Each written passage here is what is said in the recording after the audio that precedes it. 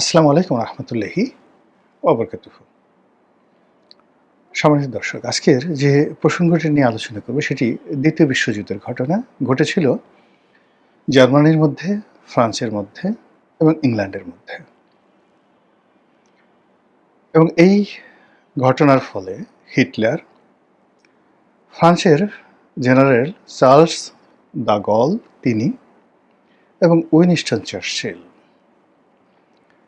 তারা যে ইতিহাস তৈরি করেছিল, সেই ইতিহাসের মধ্যে কি করে ফ্রান্সের ইতিহাস নতুন করে রচিত হয়েছিল এবং যেখানে জেনারেল চার্লস দ্য গল একটা দেশকে, ফ্রান্সকে পালিয়ে গিয়ে কিভাবে আবার তিনি সেটিকে রক্ষা করেছিলেন, সেই বিষয় নিয়ে আলোচনা করব।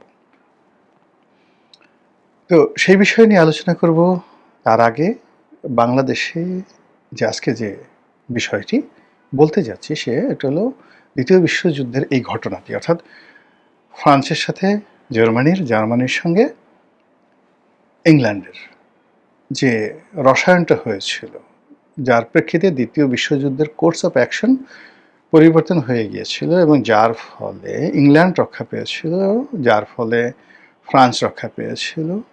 আজকের আধুনিক ফ্রান্স আমরা যেটা দেখতে পাই, সেই ঘটনা কি বাংলাদেশের ক্ষেত্রে ঘটতে যাচ্ছে?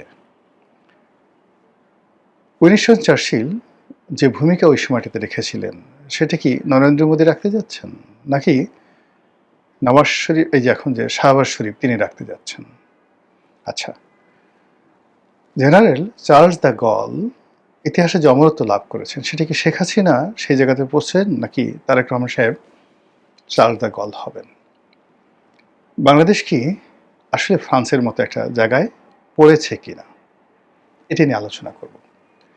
বিষয়টা খুবই জটিল, খুবই সেন্সিটিভ, খুব সতর্কতার সাথে বলতে হবে যেন আপনারা ভুল না বুঝেন। আমি প্রাণান্ত চেষ্টা করবো যেন এই জটিল বিষয়টি সহজভাবে আপনাদের কাছে বলতে পারি। এই জন্য মহান আল্লাহর সাহায্য চাই। রব্বি ইশরাহ লি সদরি ওয়া ইয়াসসির লি আমরি ওয়াহলুল উকদাতাম মিন লিসানি ইয়াফকাহু কওলি।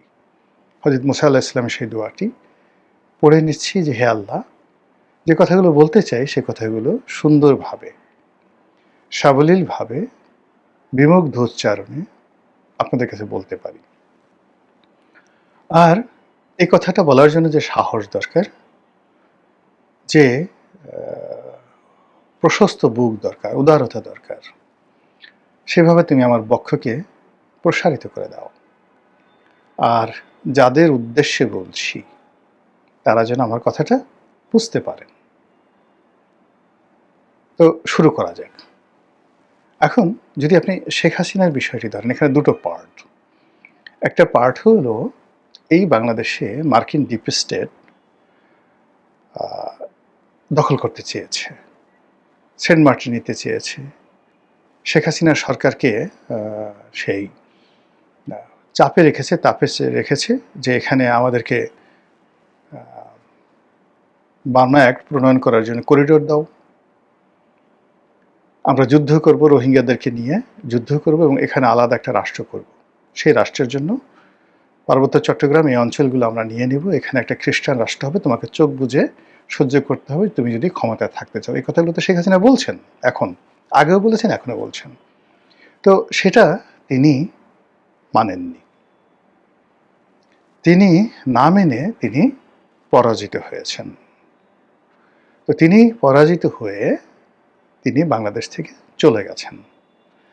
এটার সঙ্গে আপনি ফ্রান্সের ঘটনার তুলনা করেন। ফ্রান্স করলো কি, যখন নরম্যান্ডি দখল করল জার্মানি, তখন কি করলো জার্মানির যারা মানে ফ্রান্সের যারা এলিট এবং যে সরকার, তারা একটা সমঝোতামূলক চুক্তি জার্মানির সাথে করতে চাইল এবং জার্মানির একটা তাবেদার সরকার হতে চাইল।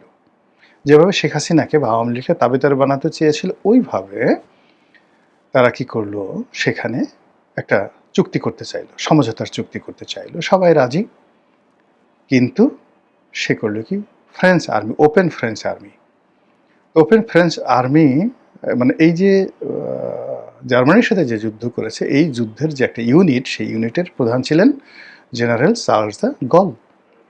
তো সবাই সেটা মেনে নিলেন, তিনি সেটা না মেনে সোজা ইংল্যান্ডে পালিয়ে এলেন। ধরুন শেখ হাসিনার মতো, শেখ হাসিনা দিল্লিতে গেছে, তিনি ইংল্যান্ডে পালিয়ে এলে তিনি উইনস্টন চার্চিলের আশ্রয় তিনি থাকলেন। উইনস্টন চার্চিল তখন দেখলেন যে প্রথমত যে ফ্রান্স যেহেতু দখল হয়ে গেছে, কাজেই পরবর্তী টার্গেট সেই ইংলিশ চ্যানেল পার হলেই তো ইংল্যান্ড, ফলে ইংল্যান্ড দখল হয়ে যাবে। তো ইংল্যান্ডের শেষ শক্তি নিয়ে আমাকে যুদ্ধ করতে হবে, এবং ওই মুহূর্তে জার্মানির যে অপ্রতিরোধ্য ক্ষমতা, সেই অপ্রতিরোধ্য ক্ষমতার কাছে ইংল্যান্ডের অবস্থা ছিল অনেকটা ভুটানের মতো। তখন তিনি জাতির উদ্দেশ্যে একটা বিরাট ভাষণ দিলেন। তো ভাষণ দিয়ে তিনি দেখলেন যে এই মুহূর্তে যদি আমেরিকা তখনও যুদ্ধে জড়ায়নি, এই মুহূর্তে যদি জার্মানির সাথে যুদ্ধ করতে হয়, তাকে এটা জনযুদ্ধ তৈরি করতে হবে। এবং তিনি সেই ভাষণে বললেন যে আমি নিজে রাইফেল হাতে রাস্তায় নেমে নেমে যুদ্ধ করব, এবং তিনি সেইভাবে অস্ত্র হাতে রাস্তায় নেমে পড়লেন। এটা ইংল্যান্ডের জনগণকে পাগল বানিয়ে ফেলল, সেনাবাহিনীকে পাগল বানিয়ে ফেলল, যে প্রধানমন্ত্রী কাজ করতেছে। সারা দেশে যে যুদ্ধের উন্মাদনা তৈরি হলো, এবং ঠিক সেই সময়টাতে তিনি দেখলেন যে চার্লস দ্য গল তার ফ্রেঞ্চ আর্মির একটা অংশ বিদ্রোহ করেছে, রিভল্ট করেছে। তারা আর্মি থেকে বের হয়ে ওপেন আর্মি করছে, উন্মুক্ত আর্মি, এবং তারা চার্লস দ্য গলের অ্যাগেন্স্ট নিয়ে, তার পক্ষে নিয়ে জার্মানির বিরুদ্ধে যুদ্ধ করতে চাচ্ছে। ফলে এটা একটা তার জন্য একটা অক্সিলারি ফোর্স। তিনি সেই জন্য তাকে সেই সুযোগ দিলেন, এবং তাকে বললেন যে ঠিক আছে, আমরা একসাথে যুদ্ধ করব, থাকুক এই পর্যায়ে। তো সেই দিক থেকে যদি শেখ হাসিনা এখানে যে আমেরিকার উপস্থিতি, সেই উপস্থিতি যদি তিনি মেনে নিতেন, মেনে নিলে এখানে ভারতের কোনো কর্তৃত্ব থাকতো না, এখানে আমেরিকার যে কর্তৃত্ব হতো, এখানে নতুন একটা যে স্টেট হতো, এখানে পুরো যে দ্বিতীয় বিশ্বযুদ্ধের মতো একটা পরিবেশ পরিস্থিতি তৈরি হতো। ফলে এটা নিয়ে ভারত খুব উদ্বিগ্ন ছিল। আর সেই জায়গাতে ভারত যে তাকে আশ্রয় দিয়েছে শেখ হাসিনাকে, তারা কি তাকে সেই দ্বিতীয় বিশ্বযুদ্ধের চার্লস দ্য গল ওই মর্যাদায় দিচ্ছে? এই প্রশ্নটা শুধু আমি রাখলাম, আর কিছু না। এবার দ্বিতীয় পার্টে আসি, তারেক রহমানকে নিয়ে, যে এই ঘটনার আবার উল্টো হতে পারে। সেই উল্টোটা হলো যে শেখ হাসিনার জমানার ধরেন যা কিছু হয়েছিল বোগাস, কিন্তু এখন আমাদের জন্য যেটা প্র্যাকটিক্যাল, সেই প্র্যাকটিক্যাল হলো যে বাংলাদেশ এখন সেই হিটলার ডক্ট্রিনের মতো আমেরিকা দখল করতে চাচ্ছে।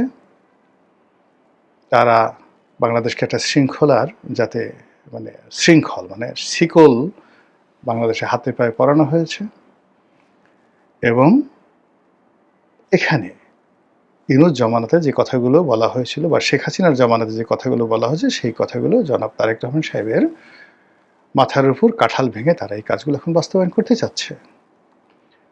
আর এই কাজ যদি আমেরিকা করতে পারে, কিয়ামত পর্যন্ত এই বাংলাদেশে বিএনপির নাম থাকবে না, তারেক রহমান সাহেবের নাম থাকবে না, জিয়াউর রহমানের নাম থাকবে না, বাংলাদেশের অস্তিত্ব থাকবে না, যদি এই চক্রান্ত তাদের বার্মা অ্যাক্ট তারা এই সরকারের মাথায় দিয়ে তারা করতে পারে।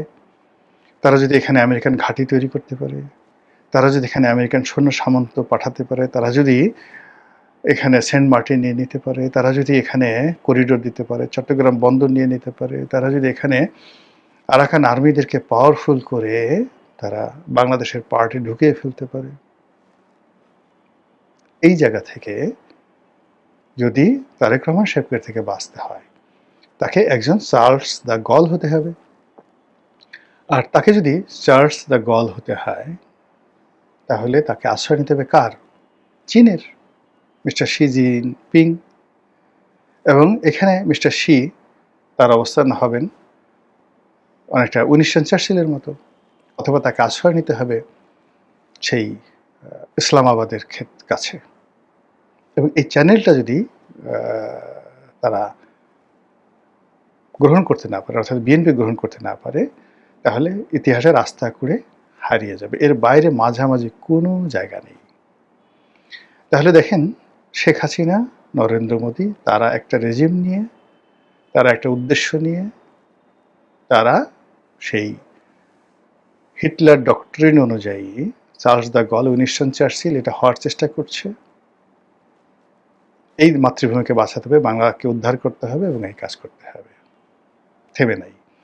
আবার অন্যদিকে এই যে আমেরিকার যে চালটা রয়েছে, এখানে আমেরিকাকে আপনি হিটলারের পর্যায়ে নিয়ে যেতে পারেন, ডোনাল্ড ট্রাম্পকে আপনি হিটলারের পর্যায়ে নিতে পারেন, এবং ওই সময়টাতে যে ফ্যাসিজম এবং নাৎসিজম যেভাবে ইউরোপকে তছনছ করেছিল, এখন এই পাক ভারত উপমহাদেশে এই বাংলাদেশের ভূখণ্ডকে কেন্দ্র করে আমেরিকার যে পলিসি, কথাবার্তা, আচার আচরণ যদি সেটার সঙ্গে তুলনা করেন, তাহলে শেখ হাসিনার বিপরীতে। শেখ হাসিনাকে আপনি যদি ভিলেন করতে চান, তাহলে তারেক রহমান সাহেব একজন চার্লস দ্য গল হতে হবে। এই দেশের মাটিকে ব্যবহার করে তাকে ওইভাবে রুখে দিতে হবে আমেরিকান আধিপত্যবাদ, এবং সেই আমেরিকান আধিপত্যবাদ রুখে দেওয়ার জন্য তার আশ্রয় লাগবে, প্রশ্রয় লাগবে। সেই প্রশ্রয় বেইজিং, সেই প্রশ্রয় পাকিস্তান। দেখেন ভূ রাজনীতি কিভাবে দাঁড়িয়ে গেছে এবং কোন একটা জায়গাতে পৌঁছে গেছে। আপনি এর মাঝামাঝি যদি আপনি বলেন যে আমার এখন কার্ড দিয়ে বা আমি এখন চাঁদপুরে খাল কাটা কর্মসূচি পালন করে, শেখ হাসিনা ওখানে ইন্টারনেটে একটা বক্তব্য দিয়ে, মিলাদ পড়ে, বা জামাতের আমির সাদ্দিক কাইয়ুমের বিয়ের অনুষ্ঠানে গিয়ে তিনি কার সঙ্গে সেলফি তুললেন, নাসিরুদ্দিন পাটোয়ারির সঙ্গে সেলফি তুললেন। This not the picture. যে দৃশ্যগুলো আমরা এখন দেখছি এটা পিকচার নয়। আমরা এগুলি খুব ভাষা ভাষা একটা জিনিস, সমুদ্রে সফেন ফেনার মতো। কিন্তু সমুদ্রে যে সফেন ফেনাগুলো রয়েছে, তার নিচে হাঙ্গর আছে, নীলতিমি আছে, আরও অনেক কিছু আছে। তো এই যে বাংলাদেশের এখন যে উত্তাল যে রাজনীতি, সেই রাজনীতির পিছনে এরকম অনেক বহু ইতিহাস, বহু ঘটনা, বহু ডক্ট্রিন, বহু হিটলার, বহু মুসলিনি, বহু চার্লস দ্য গল, বহু উইনস্টন চার্চিল, এমনকি general Eisenhower, Theodore president Roosevelt, Truman, হ্যারিকে ট্রুম্যান, এরকম ঘটনাও এখানে ঘটে চলেছে। মহান আল্লাহ আমাদের সবাইকে হেদায়েত দান করুন, রহমত দান করুন, বরকত দান করুন। আসসালামু আলাইকুম ওয়া রাহমাতুল্লাহি ওয়া বারাকাতুহু।